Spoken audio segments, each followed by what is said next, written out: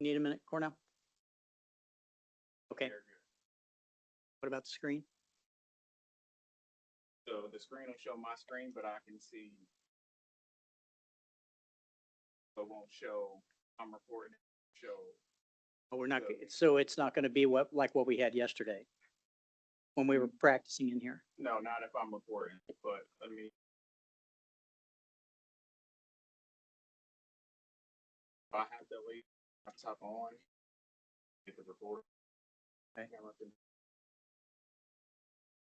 Speaker. Yeah.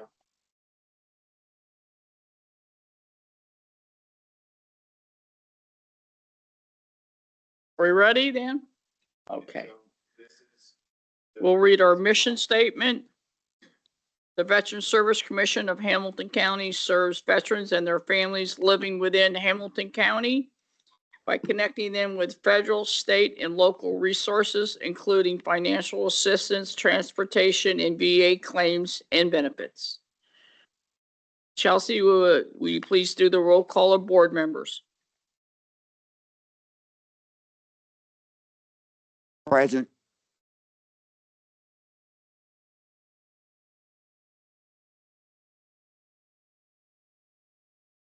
Present.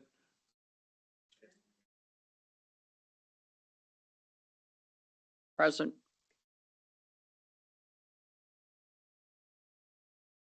I will now entertain a motion for the approval of our agenda for today. I motion that we approve the agenda as printed. Second. We have a motion and a second to approve the agenda for today, or is there any discussion? Hearing none, all those in favor signify by saying aye. Those opposed, same sign. Motion carried.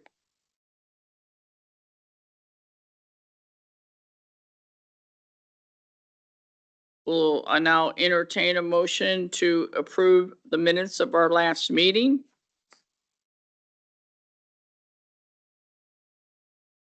Make a motion to reapprove the minutes with any necessary correction. Commissioner Hedden made a motion to approve the minutes. Is there a second? Second. Second. By Steve Murray. Is there any discussion? Hearing no discussion, all those in favor signal by saying aye. Those opposed, same sign. Motion carried.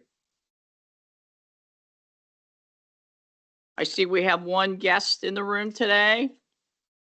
Chief? Hey there, welcome. How you like our new facility?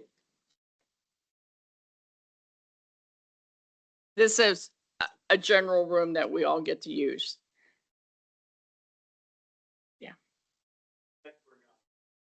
All right, and do you have anything else you'd like to add? Could you stand up at the podium, please? Right here.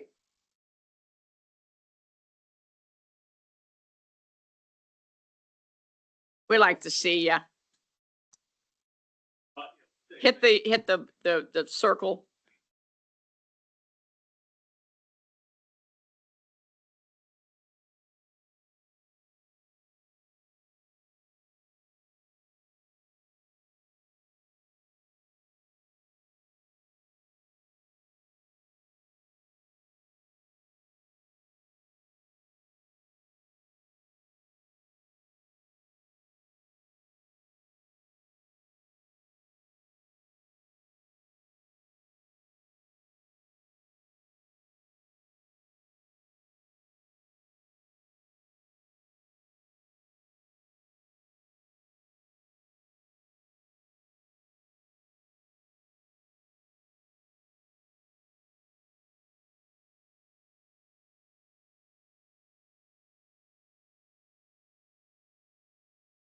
Well, thank you for being here and thanks I have a for question. that announcement. Question. Question? Is this being sponsored by the library or another group? Okay. He was, emeritus professor there at University. As I said, just the annual honor. Thank you. Any other questions? Before we move on, I would like to acknowledge that Commissioner Reinhardt sent an email earlier today saying that she wanted to inform us that she just received notice this morning that her capstone class for her thesis was today from 12:30 to 4 p.m. So sometime in that time frame. So she did not know exactly what time it was going to be because they hadn't confirmed her time yet. She's going to try to make the meeting, but it's understandable that she may not be here. So I would like to entertain a motion to have her excused. I'd like to make a motion to excuse her from this meeting. We have a motion and a second to excuse Commissioner Reinhardt from our meeting today. Is there any discussion? Hearing none, all those in favor signify by saying aye. Aye. Those opposed, same sign. Motion carried. All right, we're under old business, and we're going to go to old business A, organizational structure. And Commissioner Director Welling. I'll defer to Vice President. Okay, this is the Veteran Service.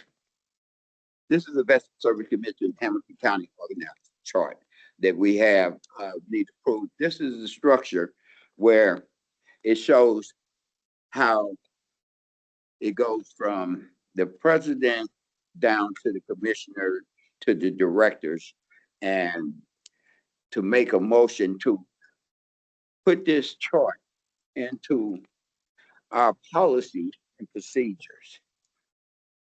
And I'm gonna turn it over to the director and let him discuss it a little bit, and then I'll entertain a motion for a vote. Thank you. So we've had a little bit of perhaps confusion or misunderstanding with respect to the reporting structure and the organizational structure within the Hamilton County Veteran Service Commission. So this graphic specifically outlines what that reporting structure is. There is one direct report to the board, and that is the executive director position. All other positions, staff positions within the organization either report directly or indirectly to the executive director as shown on the attached organizational chart. So happy to answer any questions you may have about this. Any questions at one? I'd like to make a motion that we accept this, but this in our policy procedure as written.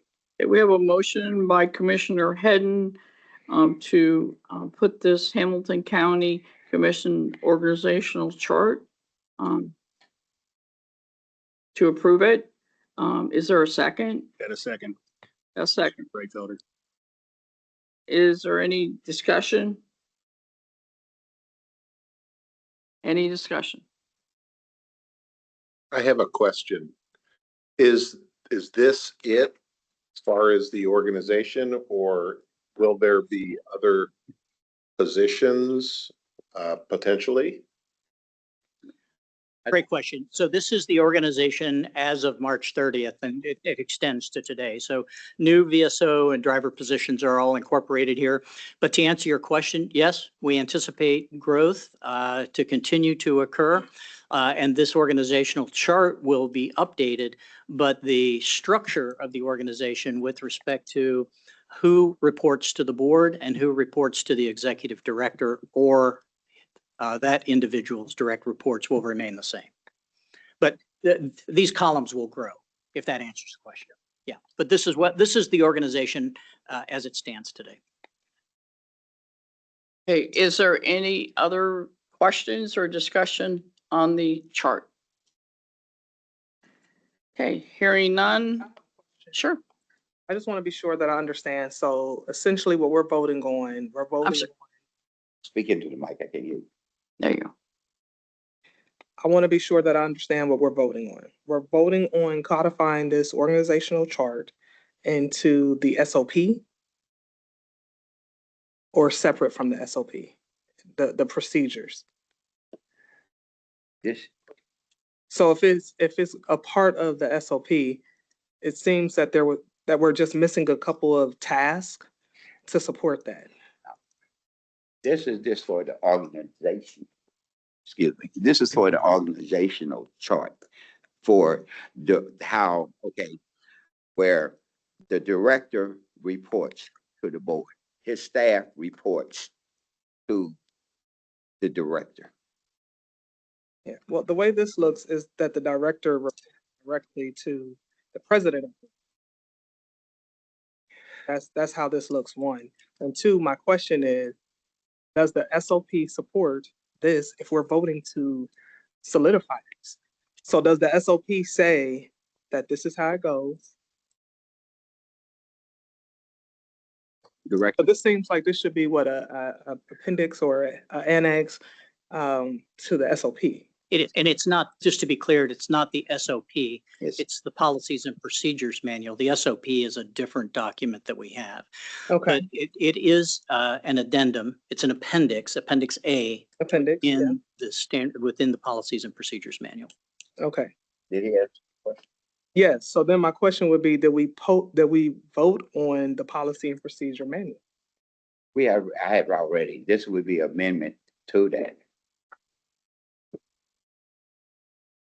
And the Policy and Procedure Manual is the next on the agenda. But the intent for providing this organization chart to the commission was to clarify the reporting structure within the organization. In other words, if a board member has a problem with one of the staff members, we don't go to the staff member, we go to Glenn. Right. That's what it seems like it's saying to me. That is correct. All right, is there any other discussion? Yeah. Okay, But if the board member has a question instead of a problem, an administrative question, procedure question, a correction, or something that came out from that staff member, you're saying that everything that involves a staff member, even administrative stuff, not just problems, go through the executive director. Is that what you're saying, Commissioner Ware? If you just have a question about one of the employees, is that what you're saying? Any administrative issue, you said if the commissioners have a problem, and I'm saying. Yeah, or any issue. I You think, didn't make that clear. okay, well, a problem or issue, I think they should take it to Glenn first instead of directly going to the staff. I think that's what this is saying.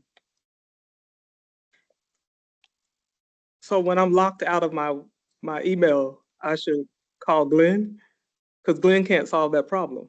So, like, I want to make sure that we're voting on something that is supportable and sustainable long-term, and that it makes sense.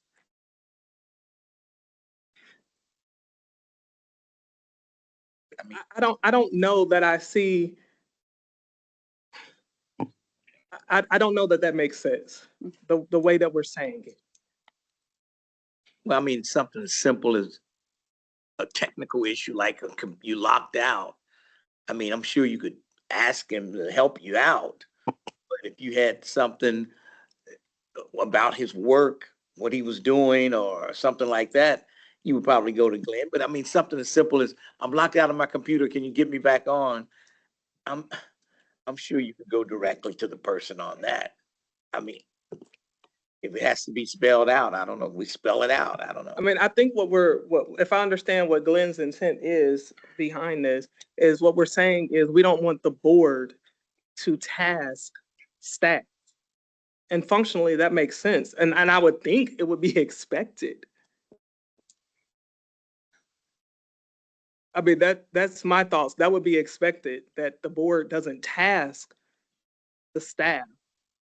But the staff does still support administratively the board, as the entire board are veterans.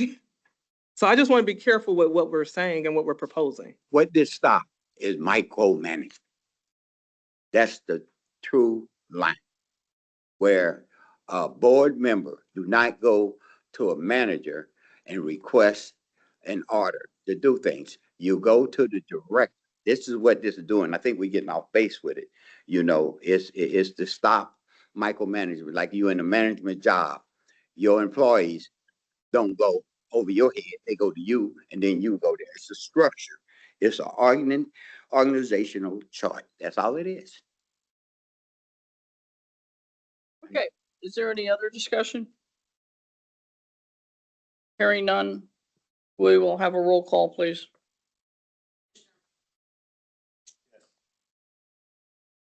Yes.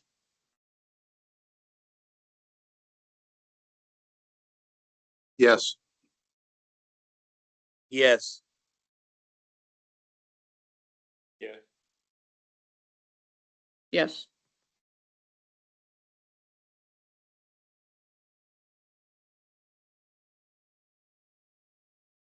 Right, and now we get to talk about the upcoming grand opening on May the 13th. Commissioner, Director Glenn? Thank you. Yes. So what we are planning to do is, there was the official ribbon cutting for the building that took place a few weeks ago. But what we would like to do and plan to do is just before our next board meeting on May 13th from 11 to 1, we want to hold a grand open house for our Veteran Service Commission here in this new facility. And I just wanted to present that to the board. I've had the opportunity to discuss that with the president, vice president, and the secretary.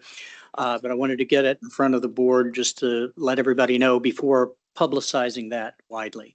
But I think it's a great opportunity to showcase the wonderful new facility that we have.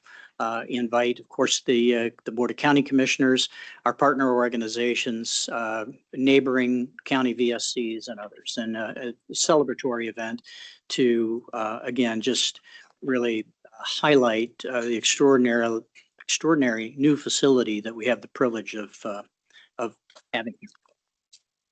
And what time is that going to be again, Glenn? Yeah, May 13th from 11 to 1, and then our board meeting would follow an hour later at 2 o'clock. All right, does anyone have any questions about the grand opening? I would, Asking for RSVPs or anything? Can we bring guests? We'll get that information out. Yes. it's open to anybody in the public who wants to come. So, Yeah, it will be displayed, we'll have it on our website and so on, but there are going to be specific invitations that go out to, as I said, for instance, the Board of County Commissioners, some of our partner agencies like DAV, Easter Seals Redwood, just as a couple examples, and our neighboring VSC organizations. all right, and now we're, if there's no any other questions on the grand opening, then we're going to move to C, which is the Policy and Procedures Manual update. Thanks, Madam President. So the Policies and Procedures Manual you've had in your packet for the last couple of months, it was put off 1 month due to, we had a minimal amount of, I think we just had a quorum, barely. And it was pushed again. So I have it on the agenda here today. But actually, I was going back through meeting minutes. Initially, what I was looking for was a board vote up or down on the Policies and Procedures Manual. But looking back, I was looking for something else. But back on December 18th of 2024, the motion to approve the manual and the ability to change and update when needed. That motion was made by Commissioner Staniford and seconded by Commissioner Hedden. The roll call was unanimous and that passed with no objection. So based upon that, I interpret that, I'm happy to entertain any opposing view, but my understanding is then now that the Policies and Procedures Manual can be updated without board approval, that motion was made and that the authority to manage the Policies and Procedures Manual was delegated down to the executive director and staff.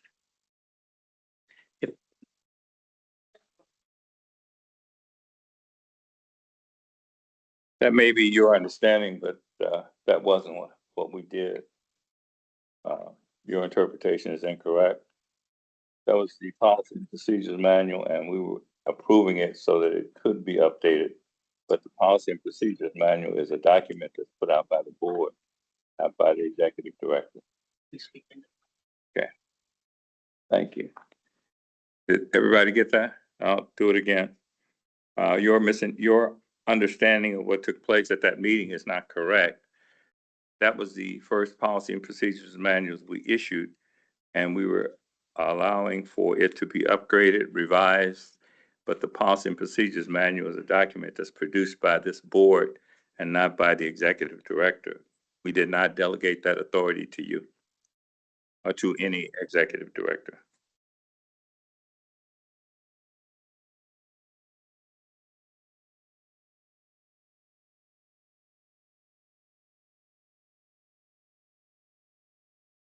Anyone else?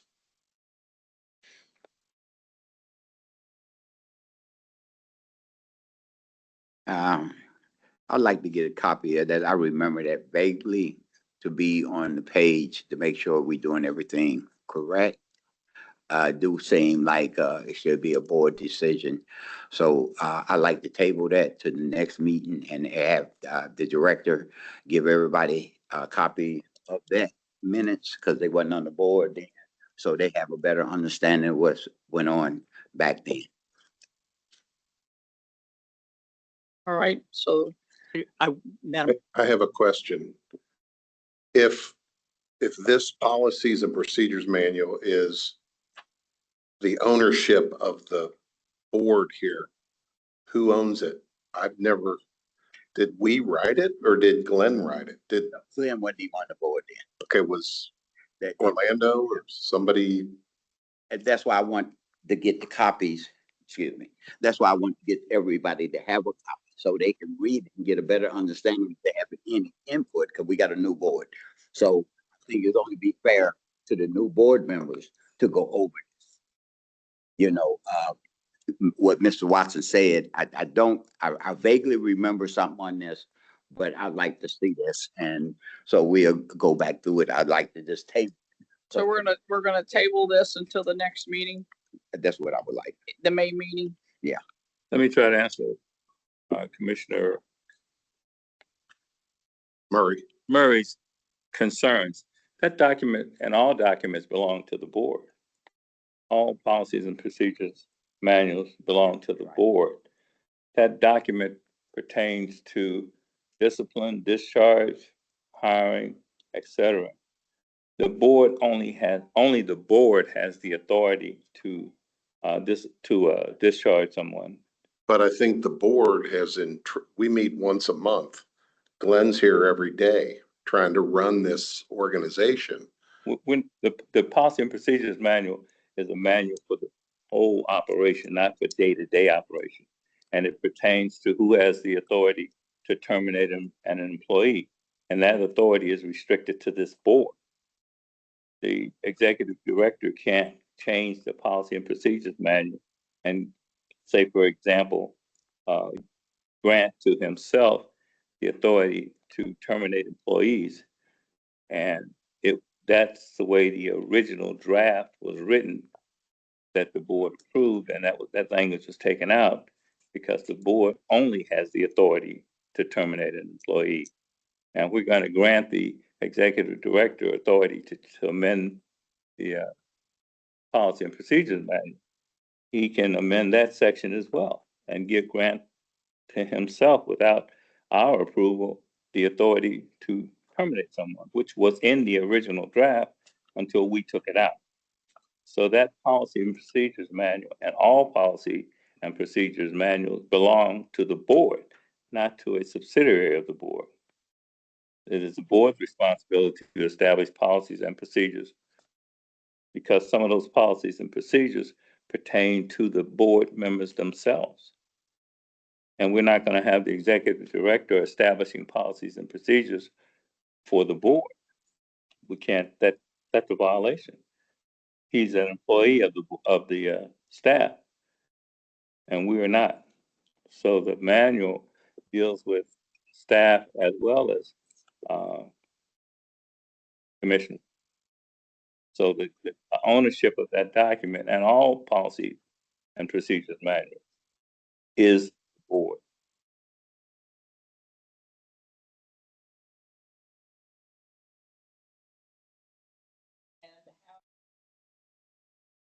do have a policy, I'm sorry. We do have a policies and procedure manual. Everyone needs to get it, read it, and be able to discuss it at our next meeting. Okay. I wanted to make a comment. So when it comes to policies and procedures, that is just, that's governance. Like I have an organization, and although I'm the founder, I am an employee, I'm a volunteer, but I'm an employee of the organization. The policy and procedures, I recommend them, but the board is who votes on them, despite the fact that I created the organization and et cetera, and so forth, because governance is separate from the execution of it. And giving away that governance to someone else, and it's not, this is not like, don't give it to Glenn, is period. Giving away that governance defeats the entire purpose of having the board, which is to govern the organization for sustainability. I'm not suggesting giving away anything. I'm suggesting that we are part-time at best people here on this board. And there are full-time people that work here. I mean, Glenn sent this out a few months ago, and I spent many hours reviewing it and providing him feedback as to what I found in here that I had concerns with. So I feel like I've reviewed the document. And I don't think any of us can own the upkeep of this document. Somebody in Glenn's organization has to do that, I'm guessing, right, Glenn? I mean, Well, I'm looking at the introduction, beginning with the purpose. The commission reserves the right to change, revise, or make additions to the policy manuals it deems necessary. That's under A, under purpose.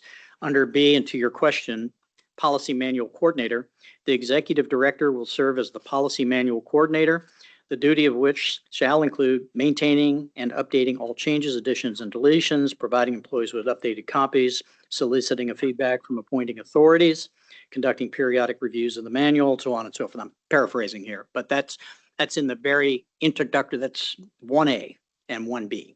So that provides kind of an overview of the language within the policies and procedures manual. So Commissioner, you're correct that it falls upon full-time staff to maintain and update and ensure that the policies are being adhered to.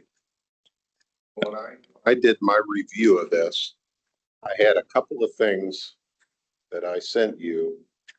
And then when I re-reviewed it, it looked like you incorporated them, you took some things out. Yeah, So is it out for review again?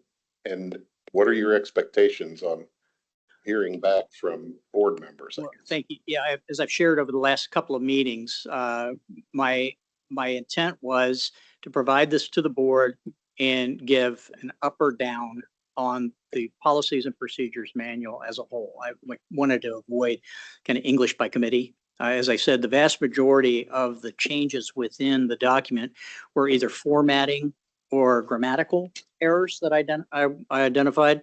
I'm prepared to go over with you the more substantive is.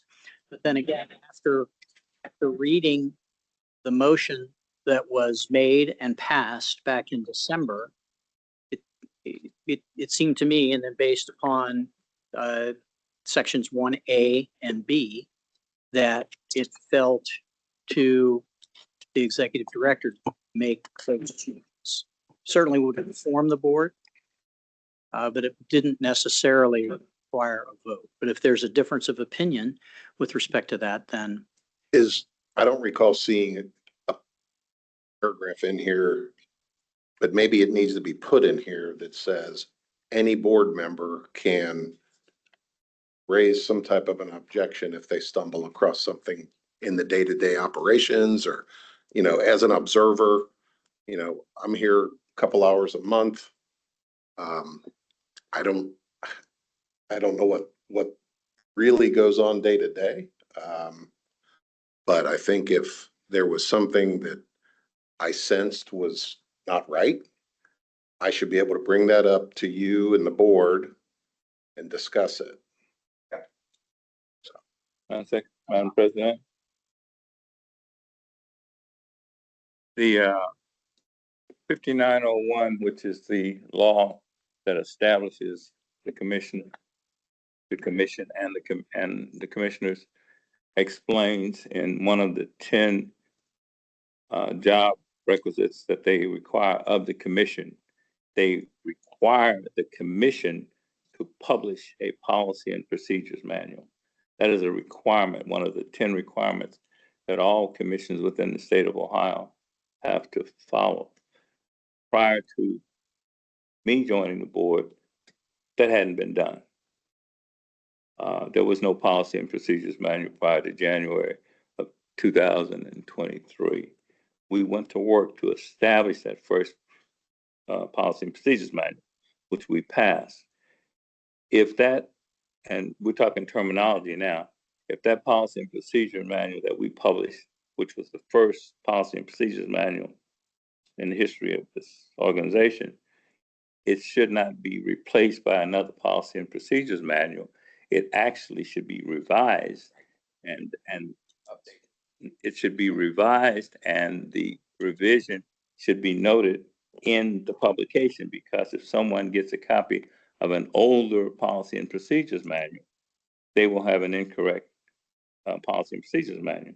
This is a revision to that original policy and procedures manual, but the responsibility for issuing that policy and procedures manual is defined in the law, section 5901, as a responsibility for the board, the commissioners, and not for any staff. The staff is another one of the responsibilities of this committee. So are you saying one of us needs to take over this clerical role of keeping this document updated?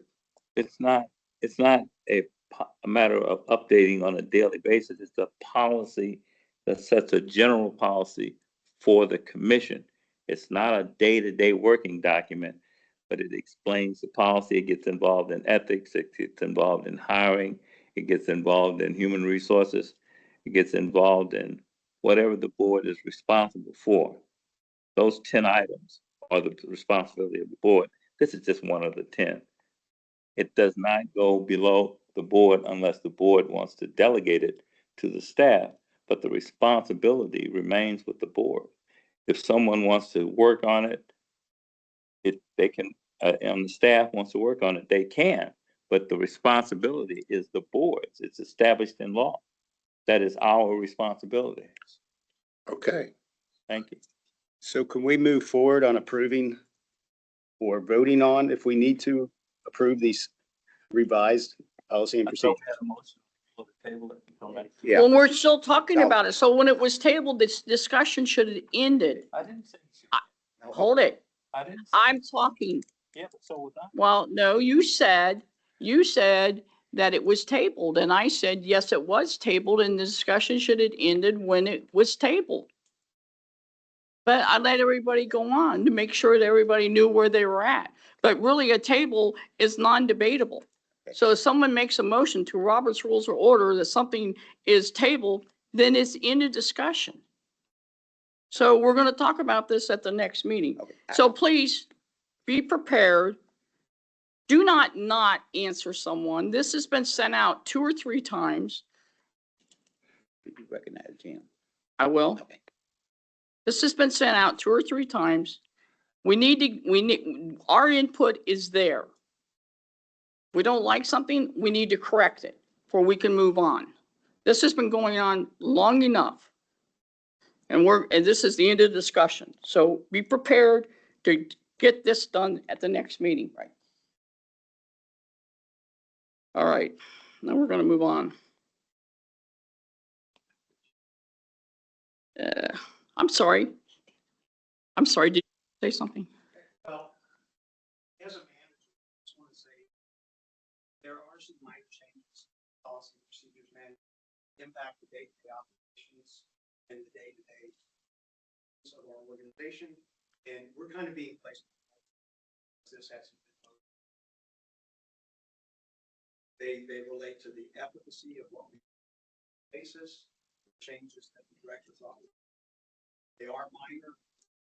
They do relate to the patients, what each department does. And we're kind of on hold while we're waiting for this.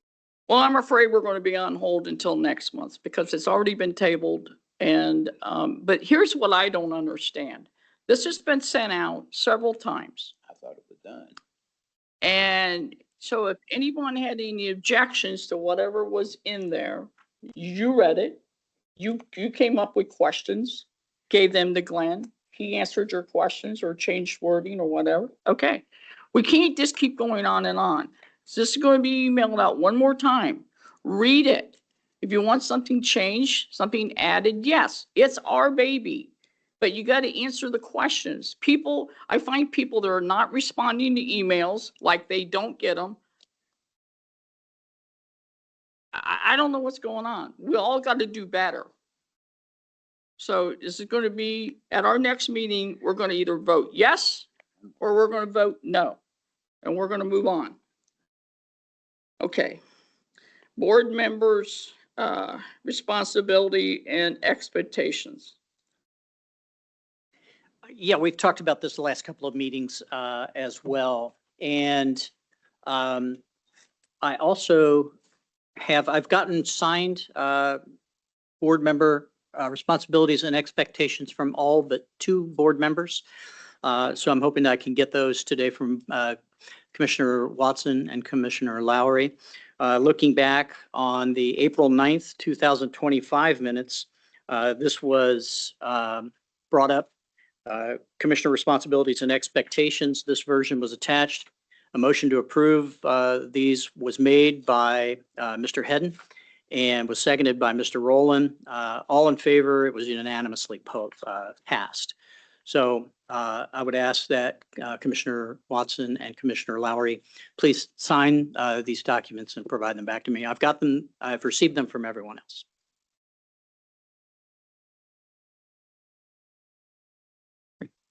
I'm going to forget about this light. I'm sorry, you said the motion was passed when? April 9th, 2025. All right. Well, we're moving on to board training. Good to great. Date to be determined. Yeah, so I sent out an email to all of the commissioners with 4 potential dates. None of those, my objective would be to have 100% participation. Those that did respond were available for some of those dates, but none of those aligned with every respondent. But again, I did not get responses from every commissioner. So I guess the question is this something, we talked about this previously. I'm going to reach out to the facilitator again to try to identify some future dates in perhaps June or July. But I wanted to bring it up again today just to gauge the level of interest by the board. Again, we've talked about this before, recognizing that fully 50% of the board is relatively new, perhaps less than 6 months. And it's always a good opportunity to refresh ourselves in terms of our mission and what we're doing as a Hamilton County Veteran Service Commission board to serve our veterans here in Hamilton County. So my first question is, before I reach back out to the facilitator, is this something that the board is interested in doing? Okay. Yes, I would say yes. Yes. Yep. Yeah. No. Okay. I guess maybe we need So we to need to have do a a roll call, motion yeah. and yeah, just said, yeah. Make a motion on that. I'll make a motion to move forward with this training for. And I second. What's the training? We haven't determined yet. You received the packet in your previous board packet. It's training for the board. All right, so we have a motion to do the good to the great training. Motion by the Secretary Steve, seconded by Lincoln Ware. We'll have a roll call vote, please.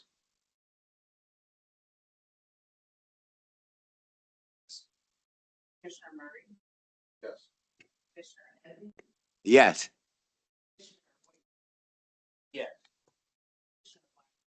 No. No. Yes. Motion carried. All right, we're moving on to the board meeting schedule. Yes, Madam President, I put this on the agenda at the request of Commissioner Reinert. You may recall that she had brought this up at a previous meeting about perhaps considering a different time for our board meetings. Obviously, she's not here due to defending her thesis today.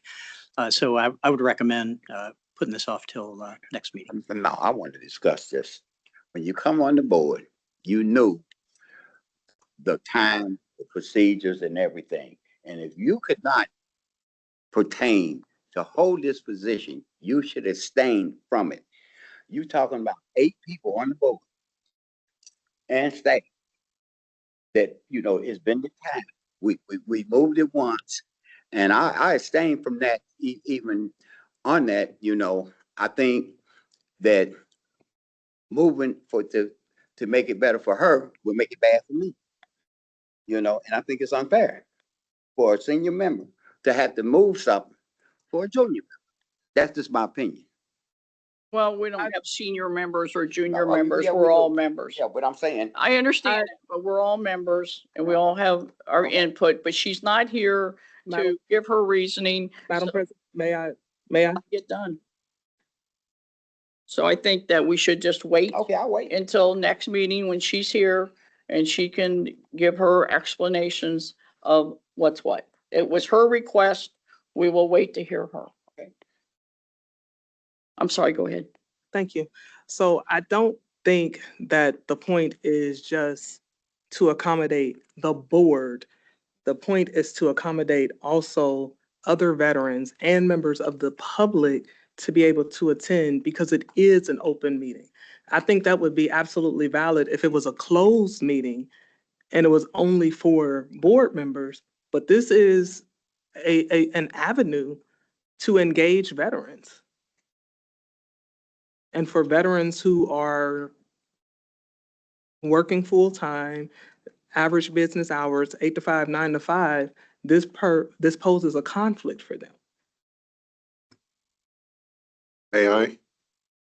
Well, I just think I really would like her to be here because she's really the one who asked to have it on the agenda. We can sit here and all talk all day about it, pros and cons, but I really would appreciate if we would wait till next month when she's here.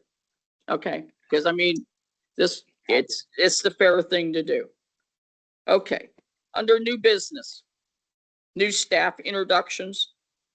Yes, Madam President, I am really excited to introduce our newest Veteran Service Officer, Mr. Connor Elliott. Connor, would you please stand?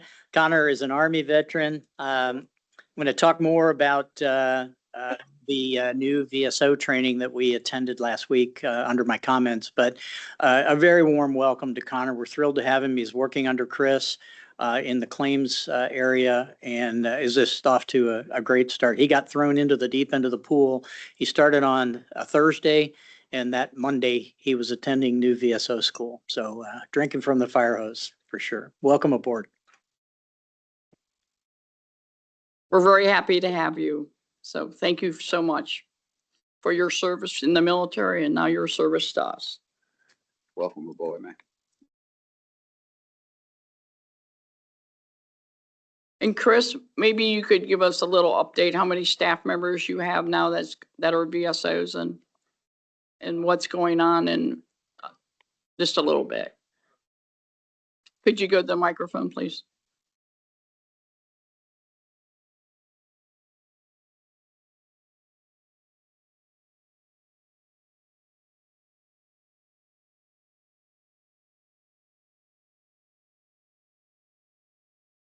Okay, then it's good.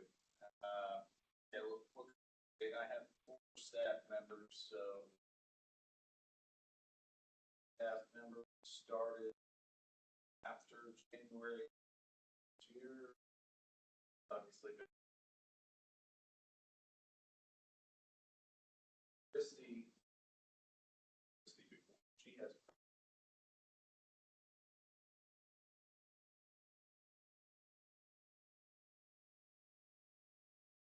specific. I was just curious, how do you, like, the claims that are coming in? How have you seen an increase of more claims coming in or that type of thing? And how many more staff members do you think that you're going to be needing in the future? Well,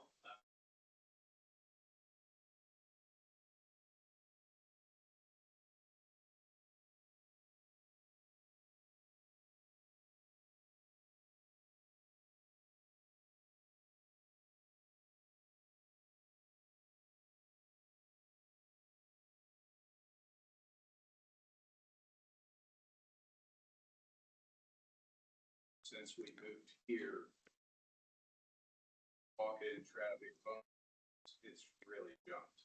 So you're, I would say in order to avoid burnout, we're definitely gonna need more staff members. You get around 230, 250, those vets that come in, that they're not just one time, they stay on our caseload for life. So we'll do a claim, their initial claim, and then if they need follow-up, if they need claims, they continually come back to us. So top out, I'd say around 230, 250. Still trying to work on that number, but Christy and Tanya are getting close to that point now, and Connor came on board to help with that. But as we grow, staff. Gotcha. Okay. We appreciate you. Thank you. Okay, now we're down to, that's all the new staff members right now, right? That's correct. That have not been entered. Yes, Connor was the last one. All right. Yeah. We're down to House Bill 708. Yes, so I know that this was discussed at the commissioner training in our regional meeting. House Bill 708 is a very controversial pending legislation in the Ohio House that, among other things, would allow for, I'll use a kind of colloquial term here, claim sharks to be eligible to take a significant portion of veterans' retroactive benefits simply by helping them file their claims. As an organization, the Ohio Department of Veteran Services is not in favor of this law. And when I had our regional meeting up in Dayton 3 or 4 weeks ago, every one of our counterparts is also planning to provide an objection, a written documentation indicating our disagreement with this approach. So I provided all that information for the commissioners. You were given a draft of House Bill 708, as well as a draft of 2 other documents that I have here printed off, ready for signature. One is an opposition letter that would be signed by the president. And then the other is a resolution of opposition to be signed by the entire board. Both of those drafts were also included in your packet. And so that's the intent today, for hoping that as an organization, the Hamilton County Veteran Service Commission would also be in disagreement with the proposed legislation. So, and again, all of the commissioners, I believe, except for Commissioner Murray, I know that you were still out, but all the other commissioners were at that session and got to hear that input. And I believe that was provided by a Warren County Commissioner, correct? All right. Does anybody have any questions on that? Would you, Director, would you like us to do a motion if we would sign this? I think that's correct. Yes, and I'm happy to read. Again, you have it, but I'm happy to read the resolution of opposition that we would ask all the commissioners to sign. I would read by title only, Pardon me? by title only, instead of reading. Oh, okay. Yeah. So yeah, I think entertaining a motion for resolution of opposition to House Bill 708, which would amend ORC 5901.10. Well, I do know that this was talked about a lot Yeah. at our meeting, and they suggested that everybody go back to their, to their, respective counties and, Discuss it inside. right, and write letters and write personal letters. So I don't see where anyone would have an issue with this. But if you do, speak now. And I'll also add that I was provided by my counterpart up in Butler County, Mike Farmer, with a list of state legislators, all of whom are within Hamilton County, as well as the Honorable Matt Huffman, Speaker of the House, and then the chair of the specific committee, Tracy Richardson, chairs the House Veterans and Military Development Committee. So copies of this resolution and the president's letter would go to each of those members. I also know that many co-sponsors of the bill that were proposing didn't understand what they were signing or what they were signing on to be a co-sponsor for. And once they were educated of what it was all about, then they understood why our opposition was so great. So it just goes to show you that you should know all the information before you say you will or you won't. So at any rate, you know, it's something that we need to make sure that our legislators know that we're totally against this. Another thing on this, we need to have 3 more commission members put on this resolution. In the one that I have for signature, they're on there. Yes, thank you. Okay. All right. So, so you're going, I'm sorry. Who are we sending these resolutions to? To whom are we sending these resolutions? So specifically, I already mentioned to the Speaker of the House, the Ohio House, Matt Huffman, Chair of the House Veterans and Military Development Committee, Tracy Richardson, Rachel Baker from House District 27, Karen Brownlee, House District 28, Cindy Abrams, House District 29, Ashley Bryant Bailey, House District 26, Danny Isaacson, House District 24, Cecil Thomas, House District 25, who also has a seat on the Veteran and Military Development Committee, and Mike Odioso, House District 30. And that's a comprehensive list of the districts that cover Hamilton County. I think those were the people that were suggested, that all those people there, and maybe some more, those were the ones that were suggested that this should be sent to. That is correct. Since it's Hamilton County sending this, we would cover all of our representatives for Hamilton County, and then as well as the Speaker of the House and the Chair of the Veterans and Military Development Committee. Is there a corresponding bill to this bill in the Senate? I've not heard that. I've heard no discussion around that. I would defer that. I don't believe there's a corresponding bill until it's passed by the House. Then it would go to the Senate. That's my understanding. I understand that, but they can have their own separate bill, so we don't have any knowledge of whether or not. Not that we know of right now.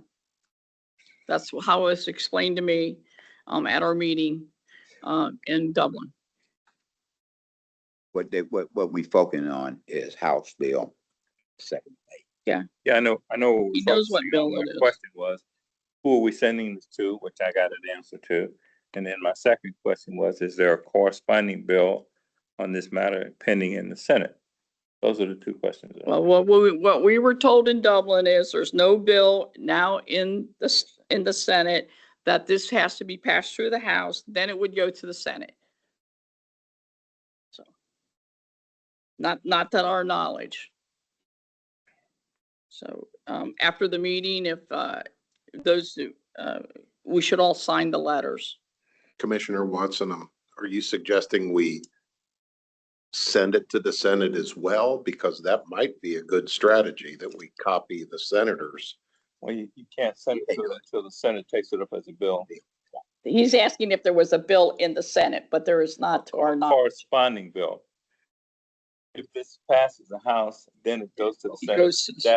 Then my question was, do you want us to send this rebuttal as a courtesy copy to the senators so they know if it comes your way, they're already against it? That was where I was thinking. I understand. Well, it can't hurt. Government. It can't hurt. That's what I Yeah. thought you were Yeah. suggesting. Yeah. Yep, Was for why sure. We copy the senators. So they know where we stand in case the bill comes to them. Then we don't have to redo it again. Director Welling, you can do that for us, right? Sure, I'll work with my counterparts and determine who the appropriate folks. Yep. Sure. Okay. We're down to March 26 budget updates.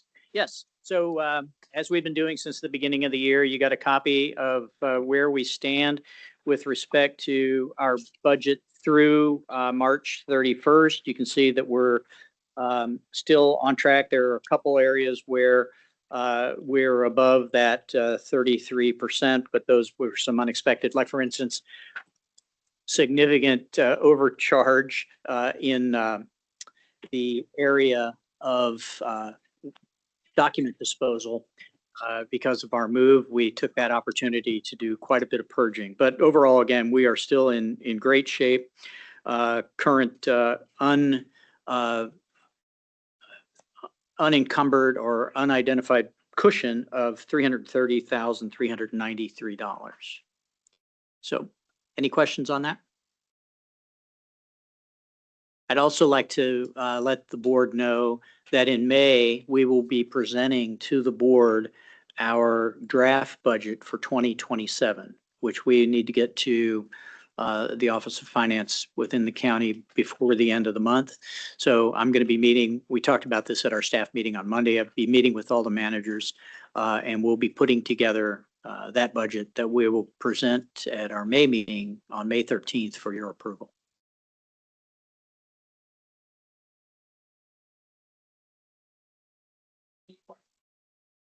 Budget update. I have a question, Madam President. Did we get the I don't like this setup. Did we get the report done for the state on the status of budget and expended funds for 2025? I'm going to report on that during my director's report. The answer is yes. Do we have a copy of it for the commissioners? I can provide you one. I think you should. Thank you. Right? You'll get that to us? Great. We're moving on to D, tiny homes. Jim?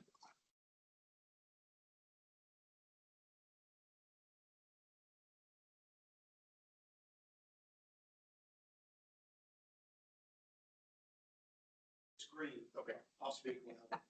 Okay, we were approached by Tiny Homes for Humanity to participate.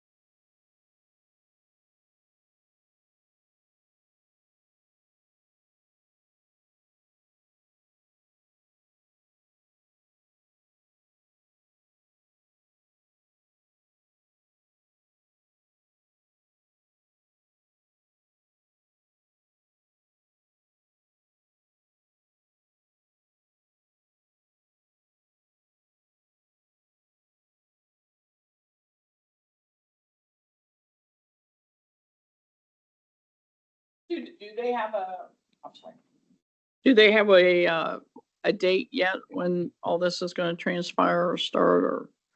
They needed capital funding in a certain amount, commitment of capital funding in a certain amount to get the grant from the county. So that's kind of where we are at this point. By pledging this money, we're helping. Right. Do you know, do they have the land? They do. Yeah, they do. Yes. In Madisonville. Director Welling has Okay. I have someone that's very interested in I spoke to him. He has the capital that he could make a significant donation to this. I didn't get a chance to talk to you about it because Yeah. you were at, when he called me, so I'll go with you. Please Yeah. connect, but just I'll give you his information and you can contact or connect him up with the people with the tiny homes. wonderful. Okay. Just for everyone's situational awareness, yeah, acquiring the land was the big hurdle for the Tiny Homes for Humanity to get over.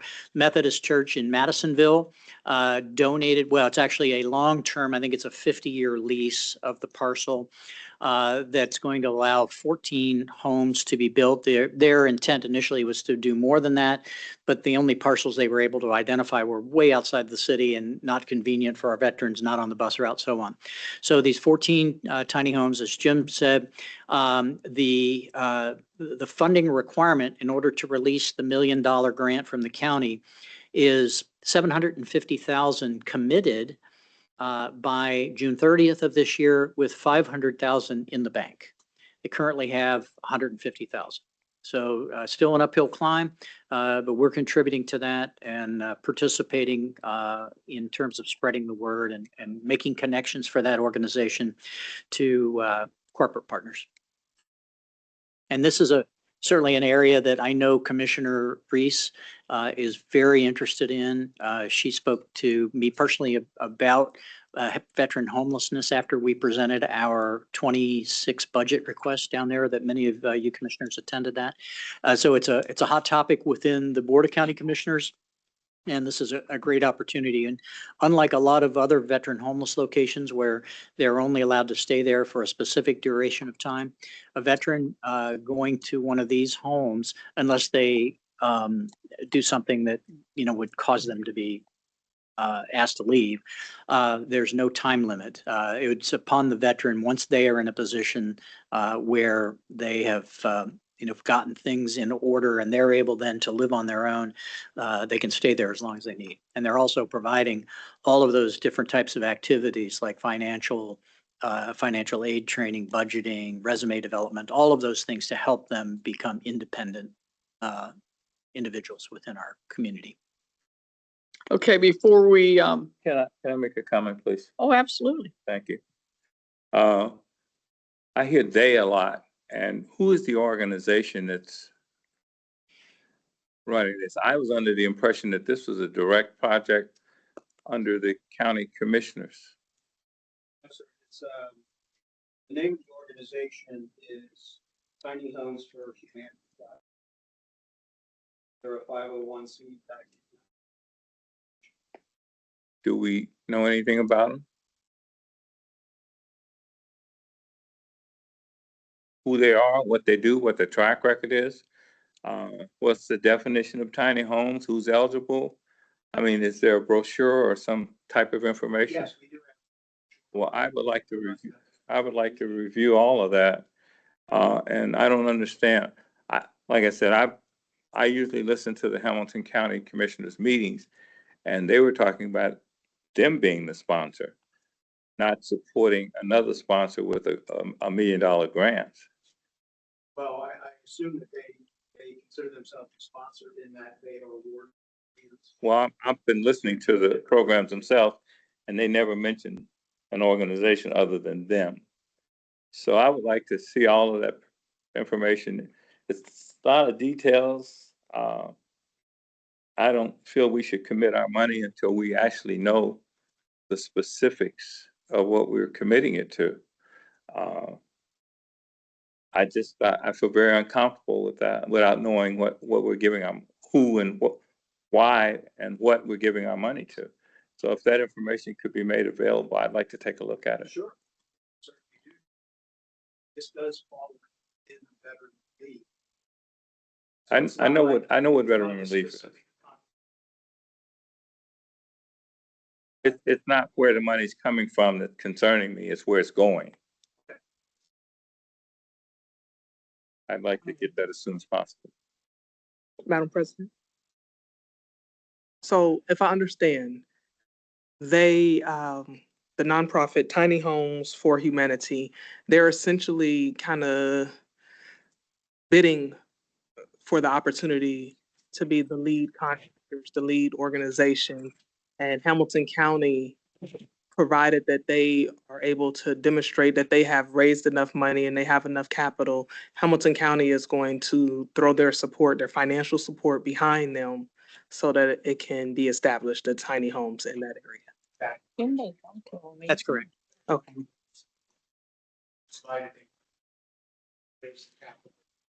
And they're not competing for that grant money.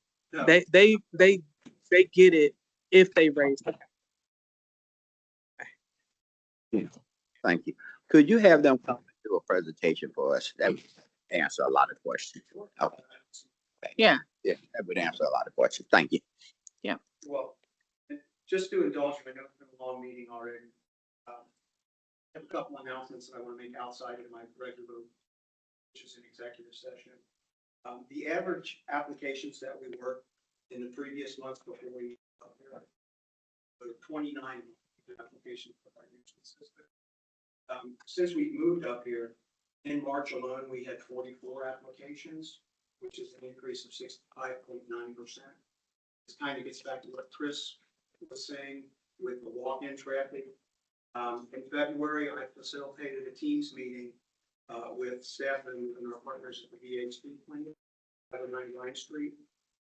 We went through the application process. I gave them a copy, electronic copy of the application. Since we've moved up here, we've had caseworkers bringing people up here for financial applications. We've had a number of referrals from jobs and financial services upstairs. We've also sent people up there, SNAP benefits, and we can apply for employment assistance. I'll be meeting with a few members of the management staff and the director of Jobs and Family Services later this month, try to hammer out partnership and referral process.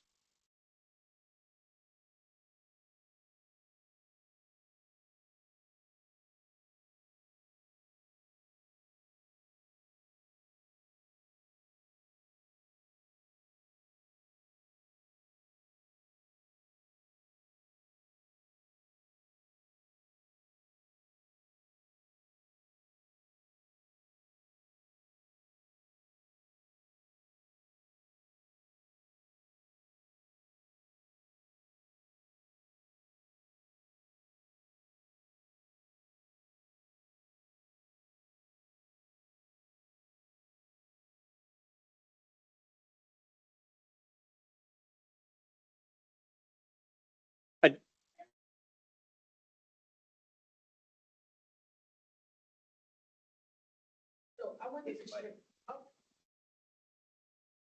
Agree? Today's great. I wanted to share the resolution for applications, pay expenses. As you know, I brought this up previously. Veteran posts are eligible for $500 for Memorial Day expenses. And last year, $5,000 was reimbursed and all of it. So I did bring applications for you all to share with your posts. It is legislation wanting to double that, but it is stuck in Senate. So it has not been approved to increase housing. But the fact that we have this available directly from board, we want to make sure that the posts are taken.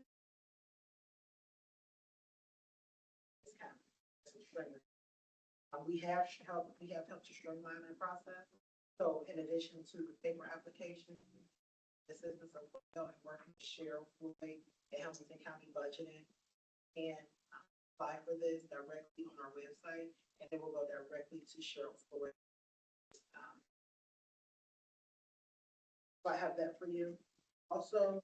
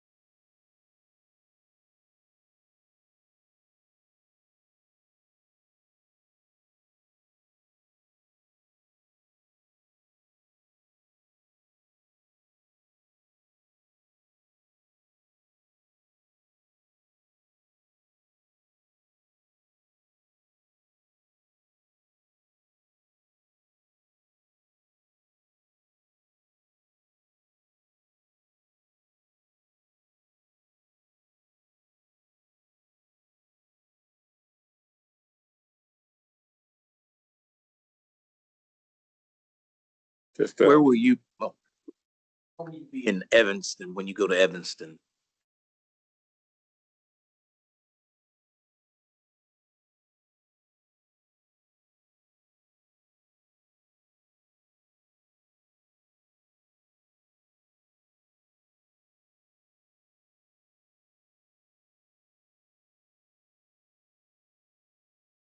The Evanston Recreation Center, right there. Okay, I know what.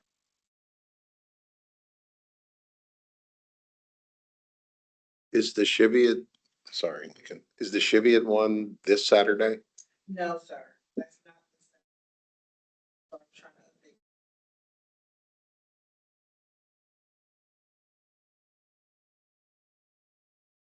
Because they're just. Amber, maybe you could just send it to all of us. Absolutely. Thank you. I'll- Right. Right, anybody? yeah. The $500 Memorial Day grant is a county grant. The $1,000 addition that's pending in the Ohio House right now is a state grant. They don't compete with each other. So the $500 is not being upgraded to 1,000. There's 1,000 that's being added at the state level. The county grant still exists. It's not going away. So it'll be up to $1,500, but they're two separate applications.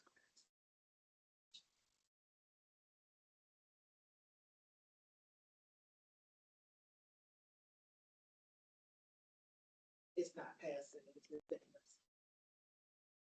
2025. I checked that legislation this weekend, and it has not passed yet.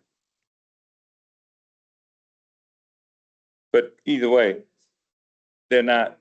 The $1,000 does not double the 500. The 500 is a separate program. But to be clear, one is from Hamilton County and Right. one would be from the state, Correct. right? That's correct. All right. They're not conjoined at any point. They're separate applications. The state has set aside $225,000 for the next 2 years for $1,000 grants for applicants. The Hamilton County program has been in existence for several years now. Oh, it's been in existence forever. But it does. Well, it's 500 for an organization, but also if you have an auxiliary within that organization, they can apply for $100. Where people fail to realize is that you have to file you have to apply for it each year. And then after Memorial Day, you have to then send it, also you have to rectify your expenses. If you don't do that, you're out the next year. Right. You have to set out. So I know for 35 years, I've been doing my post paperwork on that. It's very simple, but it loses translation somewhere that it's two times you have to do it. You have to apply for it, and then you have to send in, you don't have to send in your receipts, but you have to send in the paperwork stating what you spent your money on and how much. And it can be, if it's below 500, then you have to send the difference back. If it's over 500, you're still only going to get $500. Yeah. Right. Right. Yep. Okay, let's see here. Thank you, Aaron. Mr. James.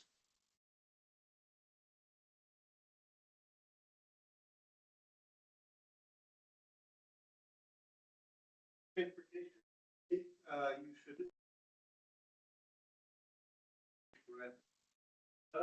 So your numbers are there, showing increases. January was full month for veterans. But 56 to 67 in the month of March, 76. Those are the totals for the months. Look to the next page, is the breakdown of where we are going. For Hamilton County President, you can do your VA medicine, the exam, or if it's VA community care, VA is the need you to a private doctor. They do there as well. We will also travel outside the county, see about, Claremont, Lawrenceburg, up in Hamilton. Some veterans do utilize those as well. Hamilton County resident will take you to their feet, even if it's at a CBOC outside the county. So on the last page, just want to move this through this thing quickly. But when we focus on the last page, there's numbers that track that veterans that we are not able to get through. January 15, February 19, March 21. So far this month, it's 8. So I'm not sure how many work days we've had in April, but 8 so far this month. And I would expect those numbers to grow as our organization continues to grow. We've already seen already. So I just want to get that bug in your ear about the 2027 budget, because the new van will be on that budget. Plus, from the department. So that's something.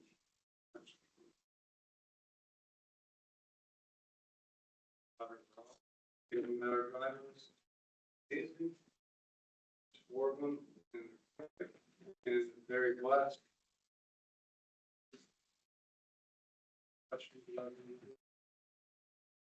I do have a question.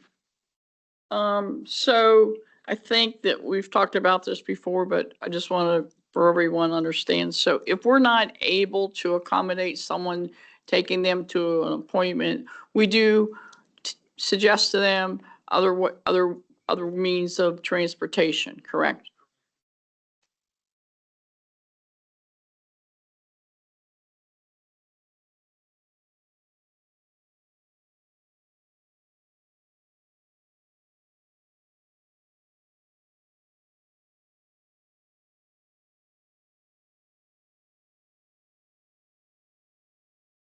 Initially, I wanted to have a program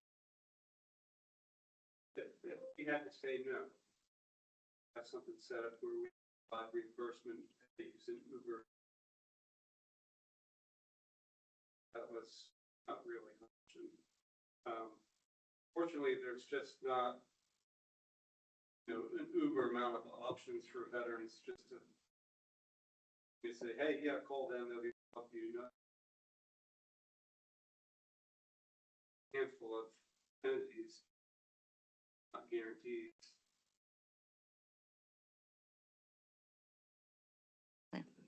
I'm sorry, did anybody else have any other questions of James? Yeah. This goes back a bit, but the original van that we purchased, the 22-foot van, was purchased with found money at the end of the 2024 budget, not the 25 budget, the 2024 budget. I think our excess funds, which was found, was about a little over $100,000. So we purchased that van with 2024 funds. We didn't get it till 2025. We didn't physically use that van. Well, I'm really want to focus on the purchasing side of it. Okay. If we're running in excess of unallocated funds in our budget this year, why don't we move the purchase of our vehicle up and take it out of this year's funds, because we have well, no, I'm not directing it to you.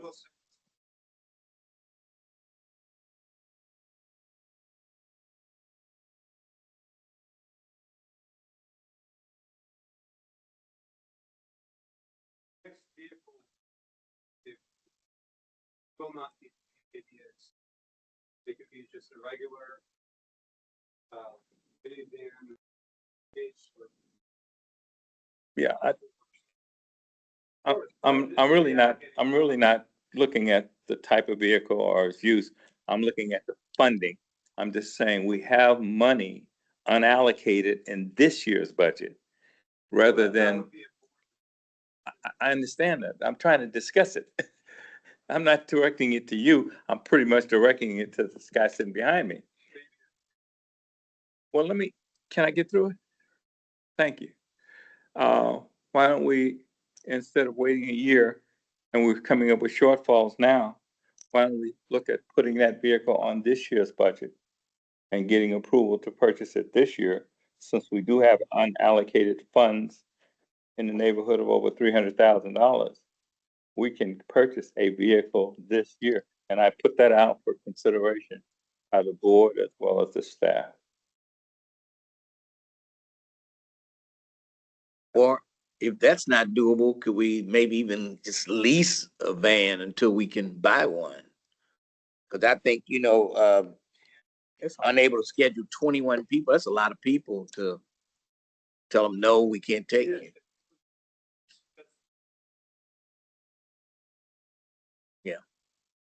So I have a question for you, Director Welling. My question would be, as you observing the budget and what Commissioner Watson is saying, is this an option? Is this something we could do?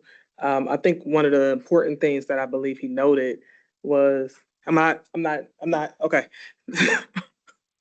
Thank you. So the timeline that it takes to get, and it's hard to buy vans, especially larger vans. So with that timeline, does it make sense to discuss getting the vehicle this year? Is that sustainable with the budget? Sir, I don't want to cut you off. I don't want to cut you off. But that particular question was directed to Glenn because of the budgeting. And the only reason why I cut you off is because we going long, and it ain't your fault. We all going long. But I just want him to answer that so that we know if we need to continue discussing.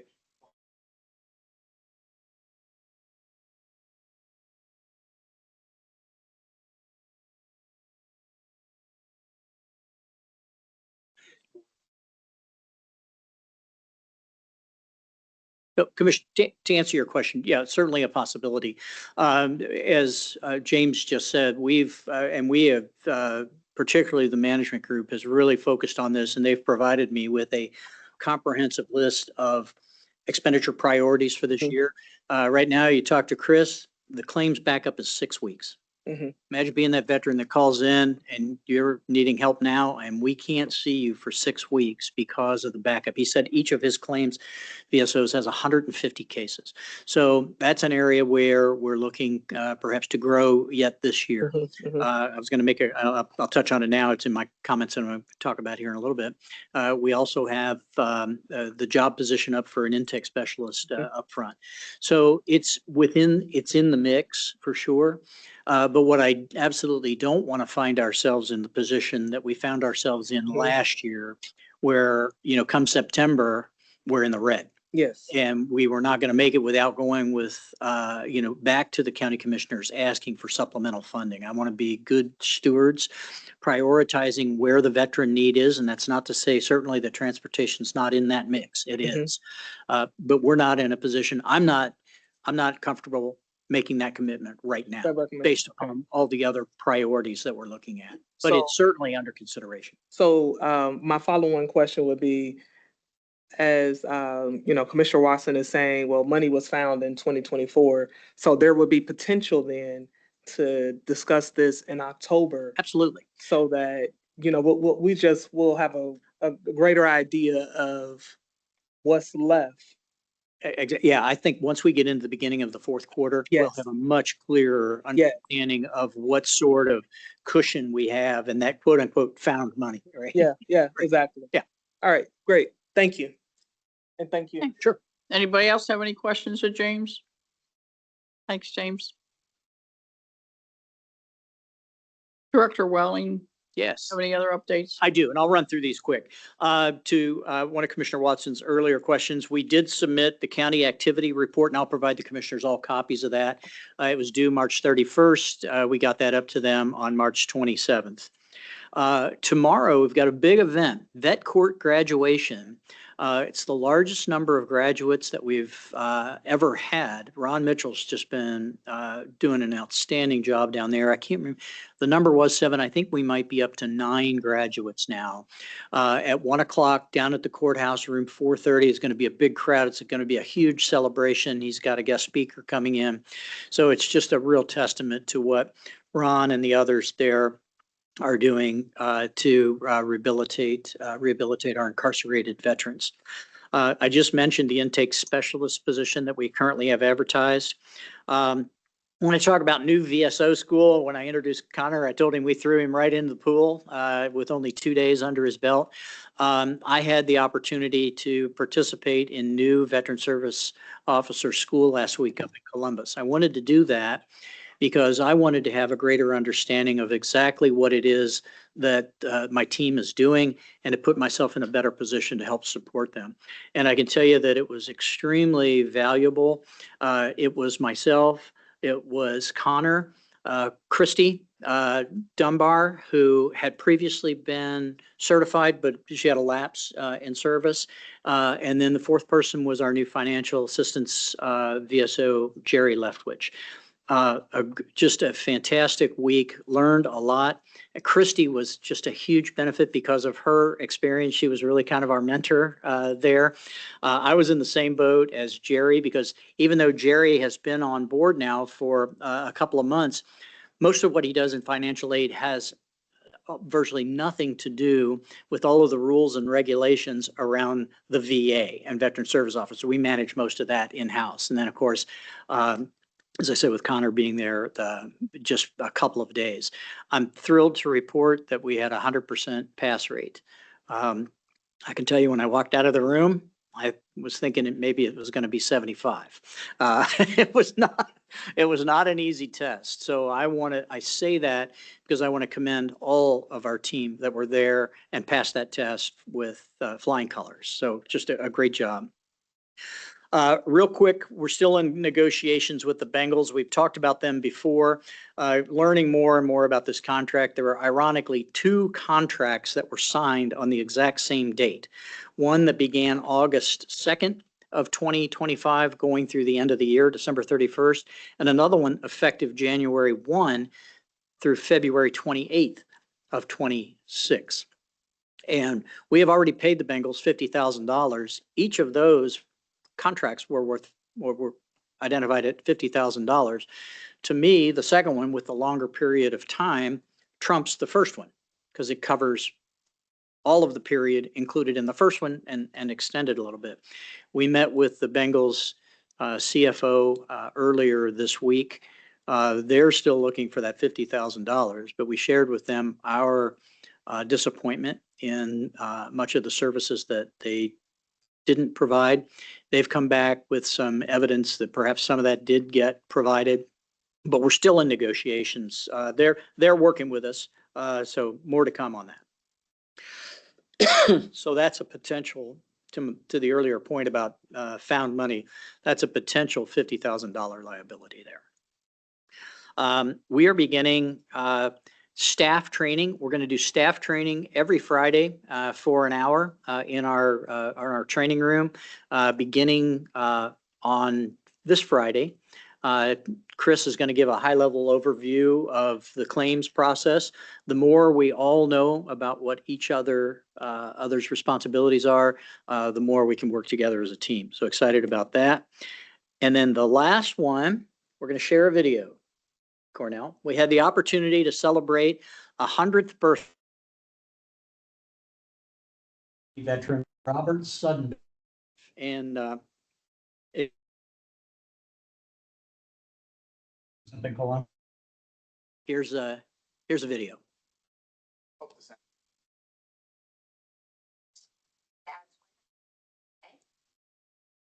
Served 2 years. He was drafted. He was 18 years old. He told me he packed his little bag and put him on the corner, and that was it. He was a signalman there. He was in the Pacific on a Navy ship. When he was enlisted, he was right out of high school. And came back and finished college, married my mother. They met when they were 16. They were married 66 years. he's one of the kindest people I know, loves his family and his friends, and he shows it. He's got a great sense of humor. Been like a dad to me. Very kind and generous and just a great person. Certificate of recognition and appreciation for your service in World War II and on commemoration of your 100th birthday. It's quite an accomplishment. Veterans have always, supported someone like my dad. It's such an honor, I think.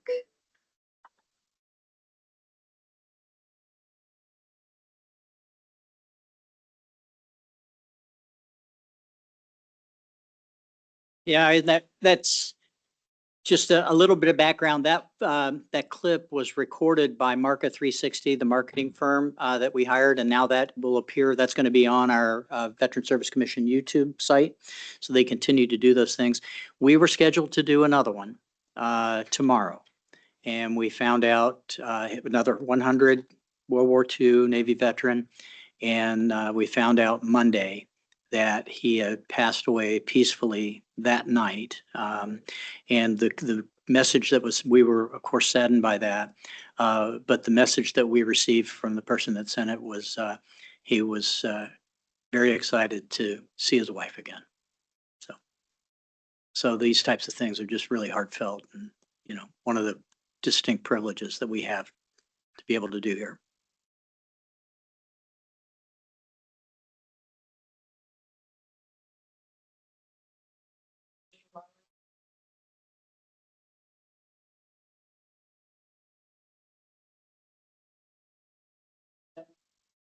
No. Sorry, I didn't have my microphone on. I'm sorry.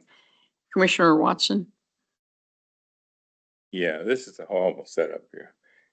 And we got to keep turning around to look at the executive director. Mm-hmm. I agree. I think we need to refocus this, restructure this setup here so that we can see people without having to turn around. I had the fortune to attend the Tuskegee Airmen banquet and scholarship annual event this past Saturday, where they awarded 3 scholarships to some young people going to college, but also they recognized the contributions that had been made by the Tuskegee Airmen. And I think I'd like to see us make sure that the commission acknowledges that and participates in their annual program going forward. Thank you. Thank you. Vice President Hedden? Yes, I'd like to thank Dean Wilson for the donuts she be bringing to us. I mean, they really looking forward to the big donuts. I can tell I had to raise it from 8 to 10. Yeah. So Lincoln Ware was there, I was there, and we had Cornell White was there, and another guy from what was he from? Yeah. And I bought some fruit. They really like the fruit and juice.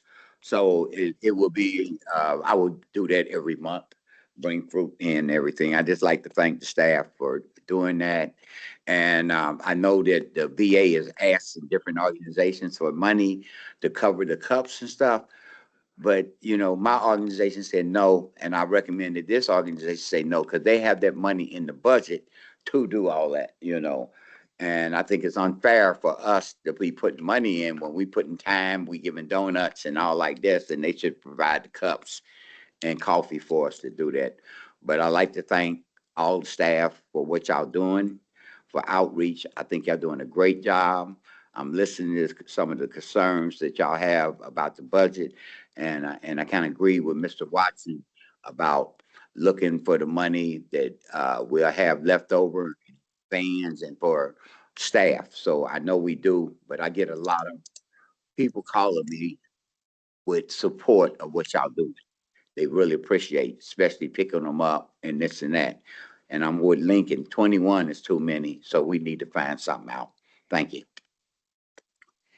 Thank you. Secretary Steve, you have anything you'd like to add? No, nothing to add. Best report. Thank you. Uh, Where? I just think we need some signage where the donuts are located Because when you get back there, you don't know who's giving out the donuts, you know, if you just coming through there. So we need a little bit of signage just to let people know who's giving the donuts away. Well, there is signage right out there, right there, out there in Yeah. the lobby. Yeah, but you know, they walk past that. They gotta stand there and get their coffee. They need to see some kind of sign, just a little sign, just a little bitty little sign, that's all. Okay. It's in the making. I already Band talked or a to, little- yeah, I already talked to Aaron Roberts. It's in the making. Yeah, okay. You don't need no donuts. I know I don't. I don't either. I don't eat them. I drop them off. I buy them, I pay for them, and I drop them off. I do not eat them. Okay, and to our newest guy, Globetrotting Steve. Yeah, I enjoyed you guys talking a little bit about your, your organizations and what you're up to. I was wondering if we could either incorporate more of that at our meetings, or if we could come out and shadow you guys. I'm retired now. I got part-time gigs, but I have a lot of free time, and I'm just wondering if it would be okay, appropriate to come out and, not that I want to take up anybody's time, but I'd like to see you guys in action and gain a better understanding of what you're doing. Maybe we can offer some, opinions, advice, whatever, but I would like to do that. I would like to either have that push to us, or have us have kind of an open door to just come in, not as an inspector or, Well, I think that would be appropriate to set up through Glenn because he knows their schedules better than we do. Yeah. Okay, so, but I don't see any objections to that. I think that would be a great thing to I do. think it would help us get through a lot of the things we might be struggling with about. And don't forget the Veterans Treatment Court too. You can go down there to graduation, see that happening. Anyone who's never been should go. It's quite a nice event. That was what somebody talked about. Ron Mitchell takes care of that. I mentioned that in my update. It's Your tomorrow, update. tomorrow at 1:00, room 430 at the, down at the courthouse. Tomorrow, 1:00, room. O'clock. Okay. Glenn, how many graduates do we have? Okay, at the last, program, I had a pocket full of our, challenge coins, and we presented each graduate with a challenge coin. So that seems to be a tradition. I'd like to keep it going. Yeah, I'll have those with me tomorrow. I'm going. Make sure we have some. Thank you. I'd All like right. to be there. I'll be on a plane to Atlanta. I would love to be Oh, boy. there. I would love to be there. What's the judge's name? Wagner? Okay, it's Wang, okay. It happens quite often, so maybe we could just get the schedule a little bit in advance because, Yeah, it does. It's just, yeah, the magnitude of this one is pretty significant. right. Is it a Unfortunately, I'm already committed tomorrow. monthly thing or? Not on a regular Just kinda drumbeat. happens It's, when it- it's because the people have to go through a curriculum and then graduate. So it depends upon how quickly people are able to get through. It's quite lengthy process. I think it's 24 months, isn't it? Well, it can be. Can be, yeah. Up to, yeah. Okay, before we go to executive session, I just have a couple of things that I would like to say. Please, everybody on the board, don't leave today without signing the letters for the support of House Bill 708. And those who have not updated their badge, you may want to do that because the badge will get you into our offices and into here if this was locked up or whatever. So see Katie, she'll get the necessary paperwork filled out. Only takes a few minutes to go down there, get your picture retaken, and it makes it very nice to have the access. So if you haven't done that, I would suggest you do. And the badge has to be renewed every 2 years. That's a new policy here. So at any rate, that's how that is. I like to say last night, I was able, on behalf of my American Legion in Harrison, to award $11,000 in scholarships to graduating seniors. And I always find that very rewarding because I know having children who went to college, I know how much it costs. And even though our scholarships aren't huge, I know that they appreciate it very much. And it comes from the heart of veterans to the next generation. Okay. One last thing. I will ask, if you receive an email and you don't understand it, please respond with your question or whatever. But when you send an email, whoever sends it, whether Commissioner Watson sends me an email or to someone else or whatever, you shouldn't ignore it. You should answer it, even if you don't want to discuss the topic or whatever, or say, I'll see you in person or whatever. I mean, sometimes we don't know if there's a lot of junk email, spam email. We don't know if you're receiving it or not. So just a response that you got it and you're going to get with them with your answer or whatever. It's just, it's common courtesy. They never answer my email. At any rate, we got a lot more business to get through yet. So I will entertain a motion to go to executive session to review the emergency financial assistance applications for the period 3/1/26 through 3/31/26 in pursuit of the ORC 121.22J and 5901.09C, and B, to consider the appointment, employment, dismissal, discipline, promotion, demotion, or compensation of a public employee or official pursuit of the ORC 121.22G1. I'd like to make that motion with, invite, our financial officer, Jim, and our transportation officer, James Massey, and our director to the executive session meeting. Can I ask a question? When we get a second, you can. Do I have a second? I'll second. Okay, under discussion, your question, sir? Why is the transportation manager? But he has something, if he don't. No. Okay, No. okay, oh, well, No, just curious. okay. Okay, just Jim, okay. Skedaddle, otherwise skedaddle.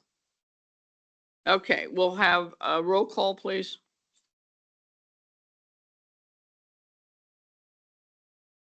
Yes. Yes. Yes. Yes. Yes. Yes.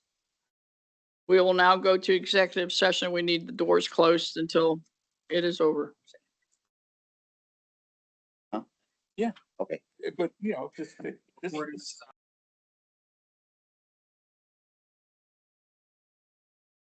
Are we back? Thank you.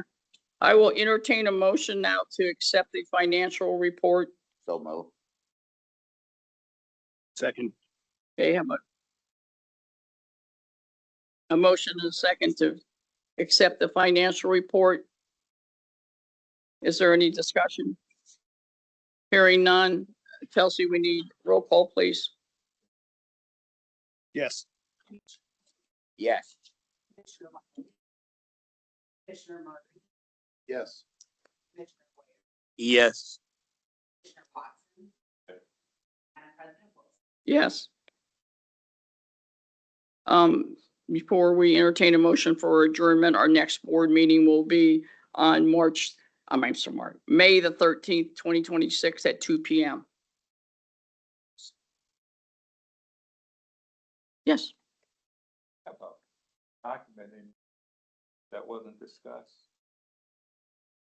The VA, Hamilton County Veteran Service Commission, VA compensation summary. That wasn't discussed, That's the claims managers. but it wasn't discussed. It wasn't presented at the meeting. I think he just provided that for Cause I'm trying to figure out why these, That's why I'm saying it shouldn't be in there. Why- 'cause it why- is, yeah. why it's blacked out. Oh, because The other one. we don't want to give. Okay. People. Hey, well, we probably shouldn't be including this as a part of our report. It should be. Okay. I'll make sure the person. I mean, if he wants to send it to us outside of the meeting, but this is public information. Everything in our meeting is public information, and that, those names need to be there, or we don't need this I report. think that's probably why they were blacked out. We don't need that report. Make sure for. All right, we have. Anything else? Entertain a motion to adjourn. Second. All those in favor of adjournment signify by saying aye. Aye. Those opposed, same sign, motion. Where's those amendments? What we can do. Yes, Links. Your head. How you like your shirt, sir? Yeah, I love it. Love it. I love it. Lincoln, why you